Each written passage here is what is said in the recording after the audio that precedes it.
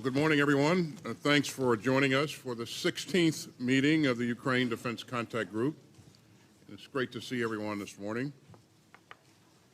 Let me say just a few words first about the terrible tragedy that Israel is now enduring.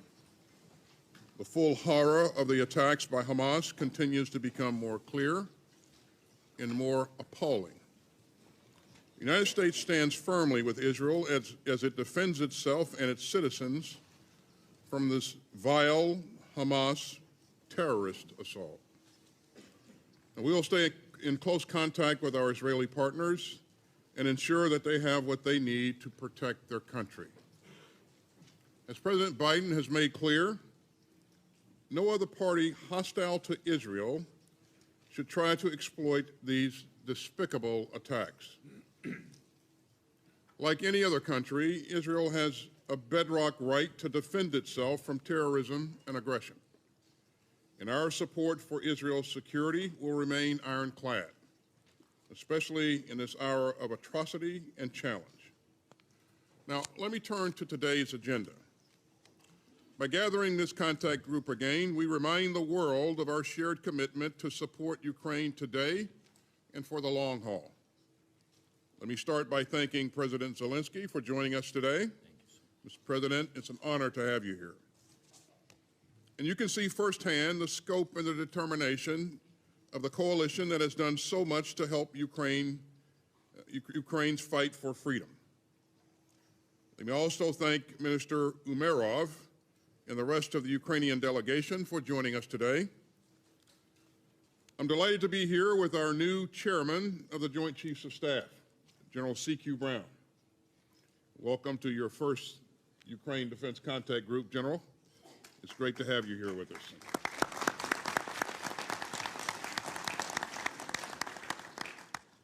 Now, this coalition continues to make history with our unity and our steadfast support for Ukraine. So make no mistake, the United States will stand with Ukraine for as long as it takes. And today I look forward to working together to do even more to get Ukraine's brave defenders what they need at this crucial moment. We're here to deliver what it takes for as long as it takes so that Ukraine can live in freedom. So today we'll discuss Ukraine's immediate requirements as it fights back against Russia's flagrant aggression. And we'll hear from Minister Umerov and his team, who will update us on Ukraine's current counteroffensive. Ukraine is making steady progress forward, and it continues to liberate key terrain from the dug-in Russian invaders. This is a hard and dangerous fight, and we salute the incredibly brave Ukrainians risking their lives to drive back Putin's army of aggression. And the current battle only underscores the importance of the life-saving security assistance from everyone here that has kept Ukraine in the fight. So as winter approaches, our task in this contact group is twofold. We must continue to rush Ukraine what it needs to meet its current challenges, even as we continue to develop Ukraine's combat capabilities to ward off future dangers. So we're here to dig deep to meet Ukraine's most urgent needs, especially for air defense and ammunition. I look forward to hearing about the new support packages that many countries here are preparing. And I'm proud that the United States will announce its latest security assistance package for Ukraine, valued at $200 million. It includes AIM-9 munitions for a new air defense system that we will soon deliver to Ukraine, as well as artillery and rocket ammunition, precision aerial munitions, anti-tank weapons, and equipment to counter Russian drones. That puts America's total commitment at some $43.9 billion since the start of Putin's war. And I'm proud that this coalition of some 50 nations of goodwill from around the world has rallied to commit more than $33 billion in security assistance to Ukraine. In fact, more than a dozen of our allies have committed more to Ukraine than the United States as a percentage of their GDP. Now, we're also here to discuss how to balance our immediate support to defend Ukraine with our longer-term assistance. The next step forward in our long-term vision will be working with our fellow contact group members to organize what we're calling capability coalitions. Now, these coalitions will be responsible for coordinating contributions from coalition members for each major capability area. We've already organized highly effective coalitions focused on Leopard tanks and F-16 training, which have marshaled resources from multiple countries. But now we're taking this concept a bit further. We're asking countries to organize coalitions focused on wider capabilities beyond just specific platforms. And just as this contact group surged capabilities to support Ukraine's immediate needs, we will also organize ourselves to coordinate our investments in Ukraine's future force. Now, we all know better than to underestimate the degree of Putin's malice and frustration. And we saw that again last week with the horrifying Russian missile strike in the Kharkiv region that killed dozens of Ukrainian citizens. And we should be ready for the Kremlin to again bombard Ukraine this winter with cruise missiles and drones. And we should expect Putin's forces to cruelly and deliberately put Ukraine's cities, civilians, and critical infrastructure in their gun sights. And by turning civilians into targets, Putin hopes to break the spirit of the Ukrainian people and plunge them into bitter cold and darkness. But he will fail, and we all know it. Putin hoped to demoralize the Ukrainian people. Instead, he demoralized the Russian military. Putin hoped to isolate Ukraine. Instead, he isolated Russia. And Putin hoped to fool the whole world. Instead, he couldn't even fool his own mercenaries. So in this war of aggression, nobody should assume that time is on the Kremlin side. We stand together today determined to ensure that Ukraine has the support that it needs for another winter of war. Unity will remain the beating heart of this coalition. The Kremlin never predicted our strength and our unity of purpose. And the Kremlin certainly did not bargain on our continued resolve nearly 20 months into Russia's needless and reckless war of choice. So I'm inspired again looking at all the countries around this table, even while Putin is left pleading for support from Iran and North Korea. We stand together, Putin stands alone. And everyone here understands the stakes and why Ukraine's fight to defend itself matters. Ukraine matters because Putin's war of choice is a vast and urgent threat to security in Europe. Ukraine matters because Russian aggression clearly challenges our NATO allies. Ukraine matters because Russian atrocities against civilians offend our shared values and threaten the rule of law. Ukraine matters because Russian attacks on Ukrainian grain are deliberately inflicting hunger and suffering on innocent people around the world. And Ukraine matters because if great powers can invade their peaceful and democratic neighbors with impunity, it will claw away the rules-based order that has made the world so much safer since the end of World War II. That is what has brought us together again. As I've said before, I continue to firmly believe that our support for the forces of freedom in Ukraine will hold fast in any season or any storm.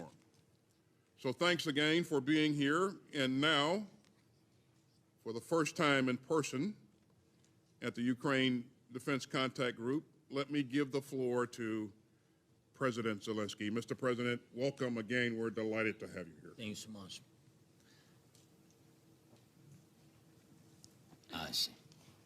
Thank you so much, Mr. Minister Wilson. Thank you for your support and leadership. It indeed feels like a true warrior is leading the Rammstein team. Thank you so much. Dear ministers, dear generals, I'm grateful to each of you for your tireless work and for the strong joint decisions you have made for us, for all our people. Thank you so much. General Brown, this is the first time you are participating in a Ramstein meeting, and I think it is very, very symbolic given your military background as a combat pilot and an F-16 pilot. And I'm sure that together we will do many good things to defend freedom. Yes, Mr. Secretary General, and I thank you for your faith in Ukraine, for your confidence that Ukraine will be among the allies in NATO. Ladies and gentlemen, next Monday will mark the 600th day of our resistance to Russia's full-scale aggression against our people, against Ukraine. And today, no one can say for sure how many more days we will have to defend our independence and to defend our identity. But we can already say several things which are, I think, important. First, Putin will not achieve Ukraine. Second, Russia cannot afford a new arms race. And third, democracy can win this battle. And it is necessary not only for our country, but for every nation, for the whole world. Our time is not the time for the slavery of nations. You all know that Moscow's ambitions have never been limited to Ukraine, and we all want these ambitions to be defeated in Ukraine as soon as possible. And this is the best opportunity, so that we don't have to look for shells and supply tanks to other countries in Europe, Asia, Africa, that the Russian dictator may try to turn into ruins or seize into his crazy empire or zone of influence. And I know that NATO is ready and capable of protecting its members from external aggression. And may we never have to experience this in reality. And I know what steps can protect Europe and the world from the spread of Russian aggression. And I know what is needed to speed up the just end of this war. Let me emphasize a just end. Full protection of our sovereignty, full restoration of our territorial integrity, full guarantee of Ukraine's security after this aggression. And we are now in a special situation on the front line, you know, and in a situation where it is important to put pressure. And without any pauses, it's very important, without any pauses, you will understand the principles of effective defense, and it is the defense that does not leave the enemy a chance to rest, recover, choose any other tactics. Russia has lost the initiative for today, and we are putting pressure on it. It is Ukrainian courage and your support that determine what is happening on the battlefield, and most importantly, what will happen on the battlefield. And although the occupiers are still trying to storm our positions, although our defense and counteroffensive actions are very difficult, it is still Ukraine. It is our soldiers who determine the course of events. And Russia cannot handle this war on its own. You can see it. It needs Iran. Russia cannot succeed without the Shahids and other help. It needs North Korea. Just imagine, for the first time in its history, Moscow has gone to Pyongyang to bow down. And the Russian Black Sea Fleet is escaping our naval drones and missiles. Traditional buyers of Russian weapons see how superior the weapons made by the free world and used by Ukrainians are. Russia is slowly but surely withdrawing from various points of geopolitical fractures in the world because it lacks its own strengths. But at the same time, it still has enough resources to incite conflicts and turn them into full-scale tragedies. And this is happening in the Sahel, and it can happen even more painfully in Israel and in the Middle East as a whole. We must not allow this to happen. We can prevent it, and we have to put even more pressure so that the aggressor weakens faster and does not have time to adapt to our pressure. And we need to make sure that Russia is heading for defeat and does not even attempt to claim anything else. One of the most vital battles here is the one against the Kremlin's key tool, its greatest perverted pride, the pride of the terrorist.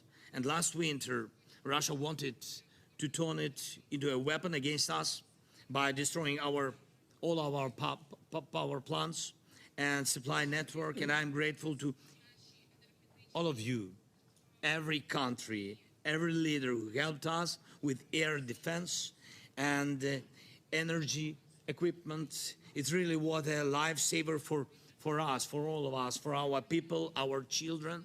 And obviously this winter, Russia will try to repeat those tactics, but with certain conclusions and greater terrorist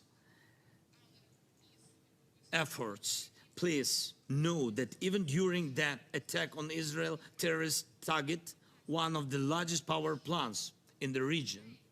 And until last winter, when Russia relied on these tactics, other terrorists had not done so in such attacks.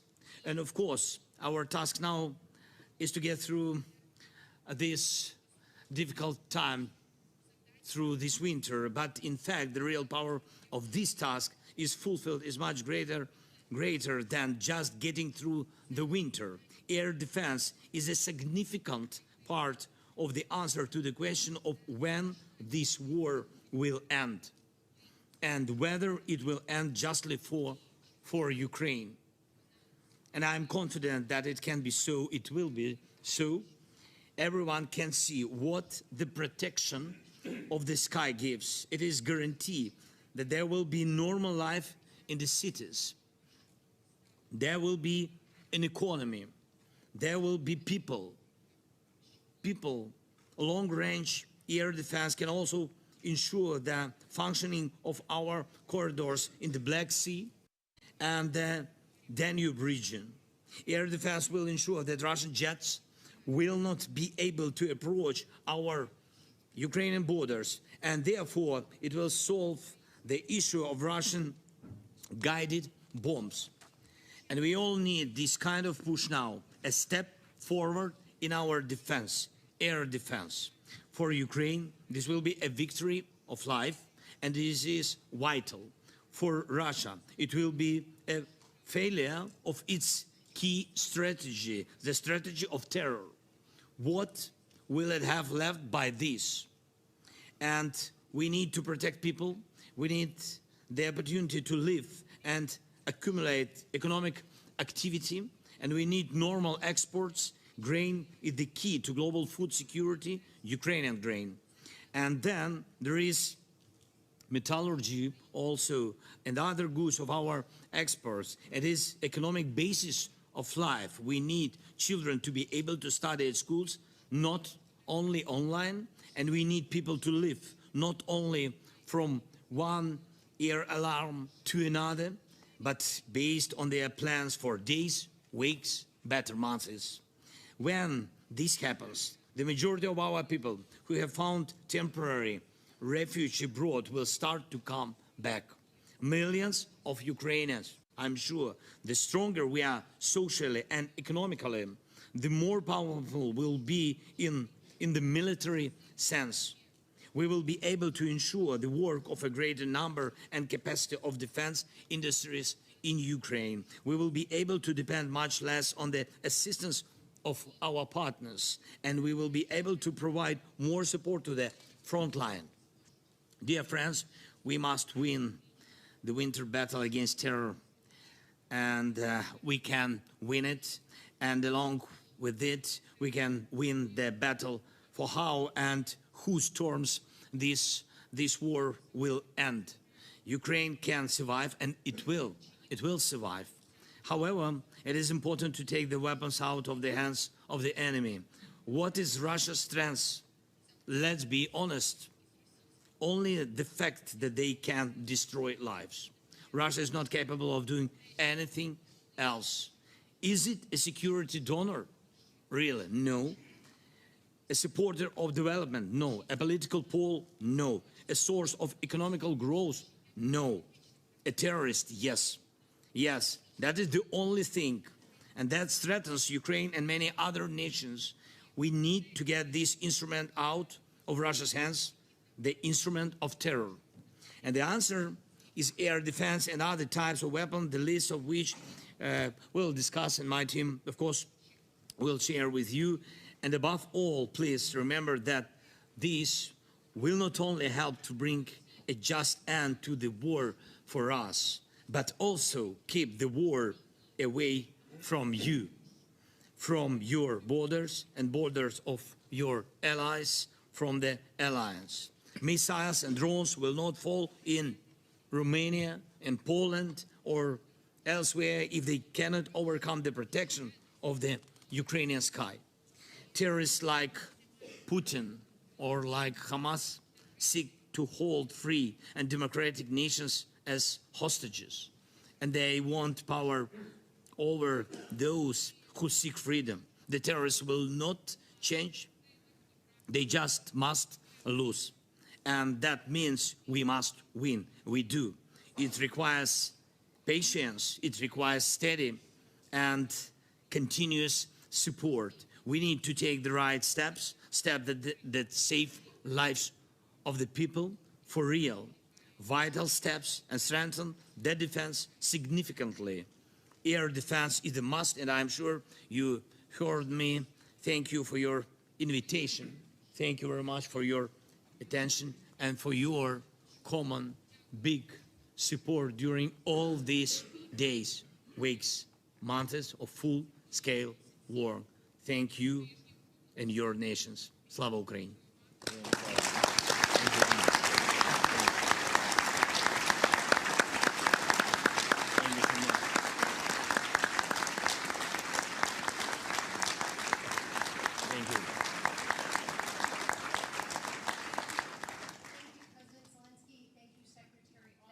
My name is Mara Carlin. I'm the Acting Deputy Undersecretary of Defense for Policy, and I will be the facilitator for today's Ukraine Defense Contact Group. I would like to now turn to NATO's Secretary General Stoltenberg. Thank you. Thanks so much, President Zelensky, Secretary Austin, Minister Umarov, and General Brown. Distinguished colleagues, it's a great honor to welcome you all to the NATO headquarters. Secretary Austin, dear Lloyd, thank you for your leadership. You have been instrumental since day one in garnering international support to Ukraine's war effort. President Zelensky, your leadership, the heroism of the Ukrainian armed forces and the resolve of the Ukrainian people have impressed us all. When President Putin launched his full-scale invasion of Ukraine last year, he thought Kiev would fall within days and Ukraine within weeks. He was wrong. The Ukrainian armed forces have exceeded expectations again and again. You have taken back 50% of the territory seized by Russia since February last year. You have inflicted a high cost on the Russian forces. Russia is degraded militarily, weaker economically, and more isolated politically. But there is no sign that Putin has given up on his ambitions. On the contrary, Russia has increased attack on critical infrastructure and is preparing again to use winter as a weapon of war. So we must continue to step up and sustain the steady flow of weapons and ammunition to Ukraine. The stronger Ukraine is on the battlefield, the stronger they will be at the negotiating table, and the sooner this war will end. And we need to put in place a long-term framework that will ensure history does not repeat itself. Therefore, all allies agree that Ukraine will become a member of NATO. At our Vilnius summit in July, allies removed the requirement for a membership action plan. we introduced a program to make Ukraine's armed forces fully interoperable with your future allies. And we established the NATO-Ukraine Council where allies and Ukraine sit as equals. So there, Vladimir, again, it is a pleasure to welcome you to NATO. Your fight is our fight. Your security is our security. Your values are our values. We will stand with Ukraine for as long as it takes. Thank you.